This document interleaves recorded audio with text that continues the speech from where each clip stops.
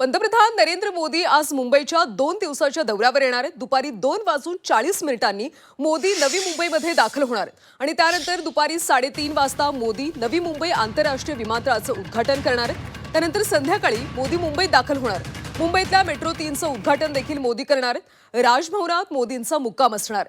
9 ऑक्टोबरला म्हणजे उद्या मोदी आणि ब्रिटनचे पंतप्रधान केअर स्टारमर यांची भेट होणार आहे। दोन्ही पंतप्रधान ग्लोबल फिनटेक फेस्टचं उद्घाटन करणार आहेत। दुपारी 4 वाजता मोदी पुन्हा दिल्लीकडे रवाना होणार आहेत।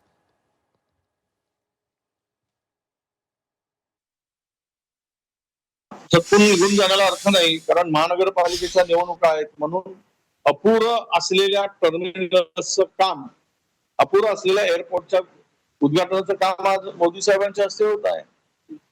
खरं तर ते टर्मिनल पुरं झालं नाही आणि रेग्युलर फ्लाईट ह्या डिसेंबरमध्ये सुरू होणार आहे। डिसेंबरचे डेडलाईन आहे। मग आतापासून आताच का की एवढं उद्घाटन केलं पाहिजे? तर त्यामध्ये महानगरपालिकेच्या निवडणुका आहेत, त्याचा फायदा घेण्यासाठी या उद्घाटनाचं आयोजन केलेलं आहे आणि त्या इव्हेंट मधून मतं घेण्यासाठी केलेली युक्ती आहे असं त्याचा अर्थ होतो। दुसरी गोष्ट की आता आलेच महाराष्ट्रात, तर भरभरून पॅकेज देऊन जा शेतकऱ्यांसाठी, नाही तर आलेत आणि फीत कापून गेलेत तर महाराष्ट्राच्या शेतकऱ्यांना वाऱ्यावर सोडू नका।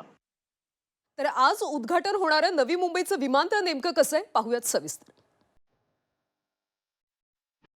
तर 1160 एकर जागेमध्ये हे नवी मुंबईचं विमानतळ आहे।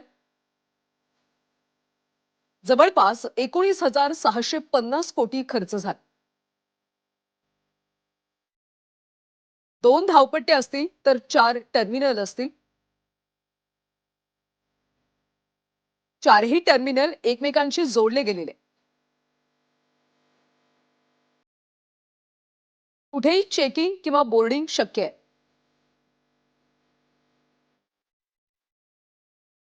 ड्रायव्हर नसलेल्या भूमिगत ट्रेनमधून 4ही टर्मिनलवर फिरता येणार।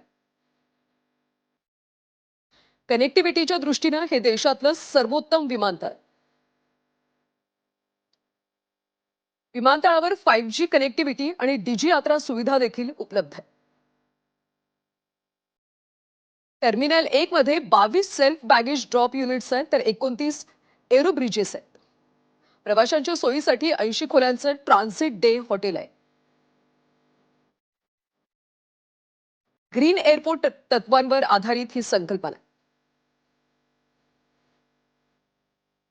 कार्गो टर्मिनल, T1 टर्मिनल आणि 2 टॅक्सीवे सुद्धा असतील। वर्षाला 9 कोटी प्रवाशांच्या प्रवासाची क्षमता आहे। वर्षाला 10 लाख टन कार्गो हवाई वाहतुकीची या विमानतळाची क्षमता आहे। नवी मुंबई विमानतळावर भूमिपुत्रांच्या नावानं गरबा खेळला जाऊ नये। तिथेही भूमिपुत्रांना, मराठी माणसांनाच सर्व प्रकारच्या नोकऱ्या मिळाव्यात ही आमची मागणी कायम राहील। तसं जर झालं नाही तर मात्र संघर्ष होईल।